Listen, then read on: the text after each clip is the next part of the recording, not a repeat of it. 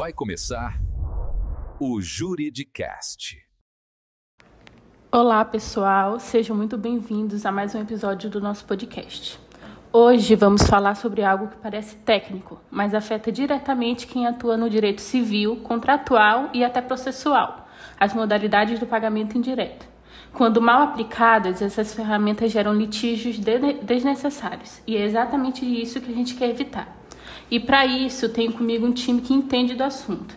Começando por Augustus, nosso especialista em direito civil, que vai falar sobre consignação e confusão. Temos também João Pedro Ramos, advogado contratualista, que traz de detalhes sobre subrogação e dação em pagamento.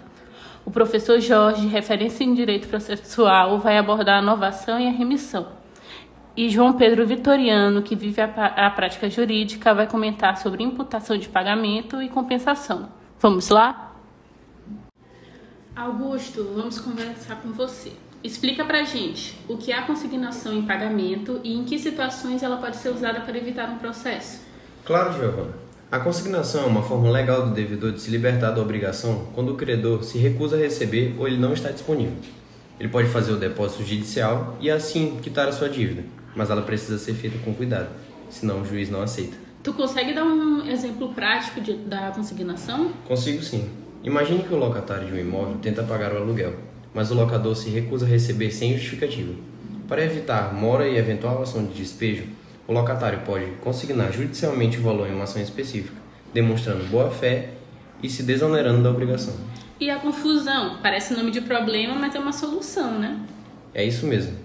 Confusão é quando a mesma pessoa vira credora e devedora da mesma obrigação. Isso apaga a dívida automaticamente, porque não faz sentido alguém dever a si mesmo.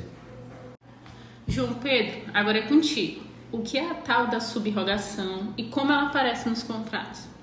Bem, a subrogação é quando um terceiro paga a dívida do devedor e assim ele se torna o novo credor do vínculo jurídico. E basicamente ocorre nos financiamentos, quando um banco paga a dívida do seu cliente e assim se torna o novo credor. E ela tem dois tipos principais, da subrogação legal e subrogação convencional. Na legal, ela ocorre em casos específicos em que tem essa subrogação automaticamente. Já na convencional, precisa ter um acordo entre as partes em que o próprio credor vai transferir os seus direitos ao novo credor. E esses direitos estão ali as garantias, privilégios, todas as partes individuais daquela dívida que tinha. E a dação em pagamento, ela ainda é incomum na prática?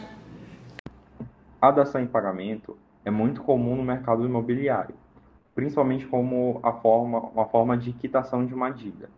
A dação em pagamento ocorre quando o devedor dá um objeto ao credor diferente do que foi pactuado anteriormente. E esse bem, ele pode ser um imóvel, móvel, portanto, que seja um bem lícito, alienável e, principalmente, que o credor expressamente concorde com essa mudança. E é basicamente assim que se acontece a dação em pagamento. Professor Jorge, fala pra gente o que caracteriza a novação e por que ela pode ser armadilha se não for bem feita. Olá, Giovana. Eu gostaria de agradecer pelo convite e para responder sua pergunta, a novação é a substituição de uma obrigação antiga por uma nova.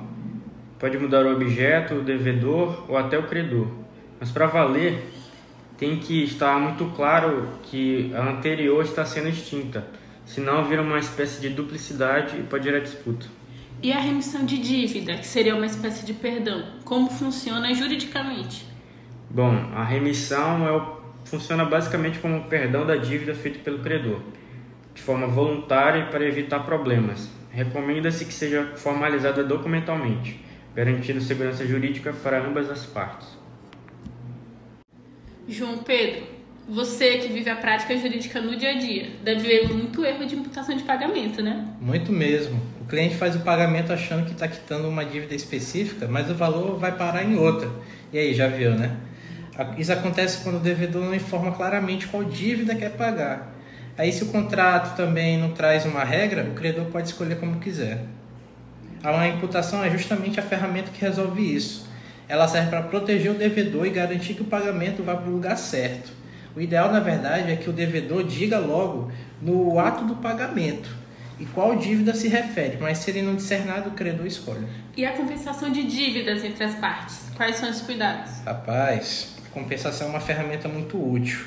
Se sou credor de alguém e também devo para a pessoa, dá para compensar os valores.